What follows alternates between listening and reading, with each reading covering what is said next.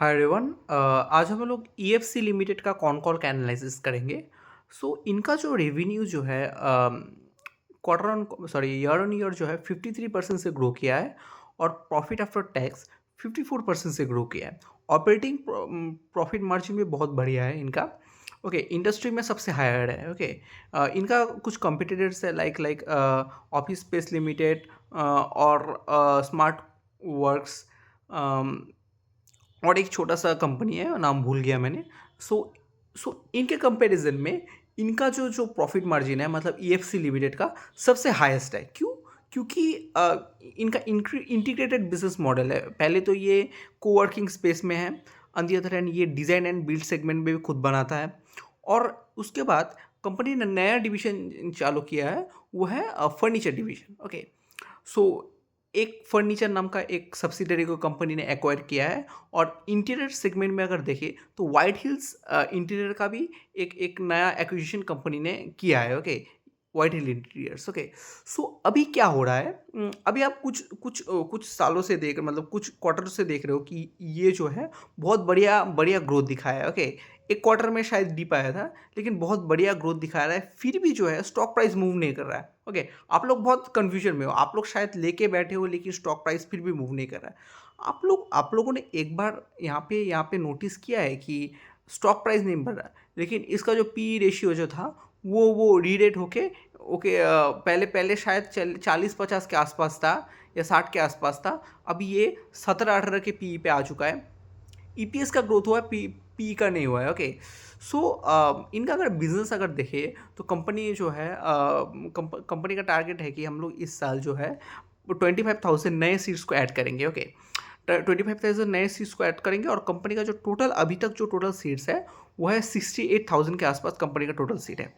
और कंपनी का एक और ख़ास बात है कि कंपनी का जो टोटल सीट का जो 90% है, 90% सीट जो है वो ऑक्वाइड रहता है। ओके, कंपनी ये स्ट्रैटेजी से आगे बढ़ रहा है। Okay, on the other hand हम लोग ऑफिस का अगर बात करें तो ऑफिस का 75% सीट एक्वायर्ड है।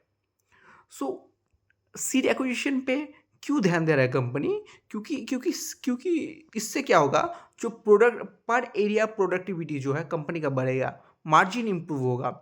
ऑलरेडी यहाँ पे सीट्स पड़ा हुआ है। ओके, अब खाली है तो यहाँ पे ना मतलब कुछ कुछ प्रॉफिट जो है वो घाटा पड़ रहा है। लेकिन लेकिन इसको अगर भर दिया जाए लाइक लाइक लाइक ओवरऑल जो ऑक्यूपेंसी अगर अगर ज़्यादा रहे तो क्या होगा, कंपनी का जो जो इफेक्ट जो होगा वो नेट प्रॉफिट पे ज़्यादा होगा। ये हुआ। और कंपनी जो बात कर रहा है कि अगर हम लोगों को कुछ प्रॉपर्टी अगर डायरेक्ट डायरेक्ट मतलब खरीदने को मिले, मतलब कुछ प्रॉपर्टी जो है कंपनी डायरेक्ट खरीद ले रहा है। ओके, मतलब कोई रेंटल एग्रीमेंट वगैरह नहीं, डायरेक्ट उस प्रॉपर्टी को कंपनी जो है एक्वायर कर ले रहा है। इससे क्या होगा, इससे जो है पहले तो कुछ कुछ मार्जिन में हिट होगा, मतलब पहले कुछ ज़्यादा खर्चा लगेगा।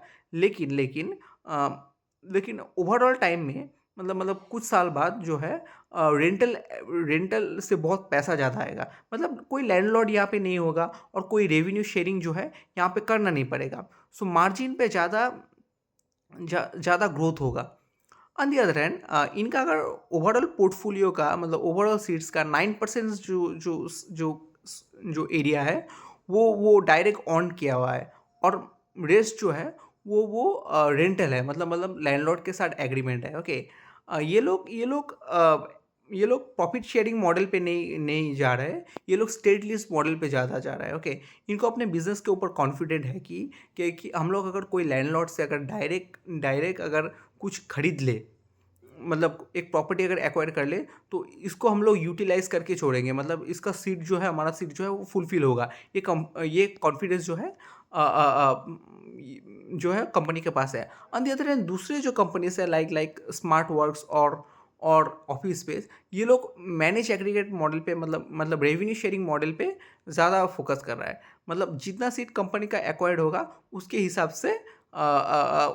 से जो है लैंडलॉर्ड को पैसा मिलेगा।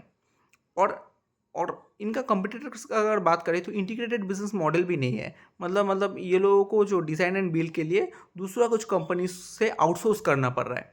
ओके, ईएफसी का क्या हो रहा है कि ये लोग अगर कोई कोई जगह पे अपना ऑफिस सेटअप कर रहा है तो इंटीरियर भी खुद बना रहा है और फर्नीचर भी खुद बना रहा है, मतलब यहाँ पे फुल्ली बैकवर्ड इंटीग्रेटेड है और कंपनी का मार्जिन्स भी यहाँ पे बहुत बच रहा है। इसीलिए क्या होगा, कंपनी का प्रॉफिटेबिलिटी इंप्रूव हो रहा है। ओके, ये हो गया एक point. On the other hand इनका टारगेट है कि इनका इनका एक और टारगेट है कि मतलब हम लोग अगर कोई प्रॉपर्टी को एक्वायर कर रहे हैं तो इससे तो बहुत ज़्यादा खर्चा आएगा। किसी ने क्वेश्चन किया था कि बहुत खर्चा आएगा, इसको आप कैसे देखोगे? ओके, सो यहाँ पे मैनेजमेंट का कहना था कि हमारा जो डेट टू इक्विटी जो है वो बहुत ही कम है और हम लोग ऐसे तरीके से एक्वायर्ड करेंगे, मतलब ऐसे तरीके से हम लोग आगे जाके लोन लेंगे फुल प्रॉपर्टी एक्विजिशन के लिए, जिससे कि हमारा जो कैश फ्लो है उससे ज़्यादा रहे। मतलब हम लोग ऐसे बिजनेस मॉडल को चलाएंगे ताकि हमारा जो है कैश फ्लो पे या डेली वर्किंग कैपिटल्स पे कोई भी इफेक्ट ना रहे। हमारा जो डेब्ट टू इक्विटी रेशियो है वो 0.1 और 0.2 के आसपास ही है। सो हम लोग ऐसे डेब्ट लेंगे ताकि हमारा जो डेब्ट टू इक्विटी रेशियो जो है वो ज़्यादा ना बढ़े। हम लोग ऑक्यूपेंसी पे ज़्यादा ज़्यादा फोकस करेंगे, मतलब ज़्यादा सीट बिल्डिंग के ऊपर तो हमारा फोकस रहेगा ही रहेगा, लेकिन साथ साथ हमारा हमारा जो एग्जिस्टिंग सीट जो है उसको फुलफिल के लिए भी हम लोग ज़्यादा ज़्यादा मतलब ज़्यादा जो है महत्व देंगे। ओके, सो इससे क्या होगा, हमारा मार्जिन्स भी इम्प्रूव होगा, फर्दर हमारे पास कैश फ्लो भी आएगा और हम लोग जो है बड़े बड़े प्रॉपर्टी को खुद खरीद पाएंगे। ओके, और जो भी करेंगे हम लोग मतलब स्ट्रैटेजिक वे पे करेंगे, मतलब ऐसे नहीं कि हम लोग फुल जल्दबाजी करेंगे। ओके, सो इसीलिए इनका जो मैनेजमेंट जो है वो मुझे बहुत ही बढ़िया लगा है। ओके, सो ये लोग बोल रहे हैं कि हम लोग जो है नेक्स्ट 2 साल में 50% से ग्रो करेंगे। नेक्स्ट 2 साल का हमारा पता है, लेकिन इंडिया में जीसीसी भी आ रहा है। जीसीसी का बूम के वजह से हमारा जो है ओवरऑल प्रॉफिटेबिलिटी जो है बढ़ेगा, ओवरऑल ऑक्यूपेंसी जो है बढ़ेगा, क्योंकि बहुत डिमांड है।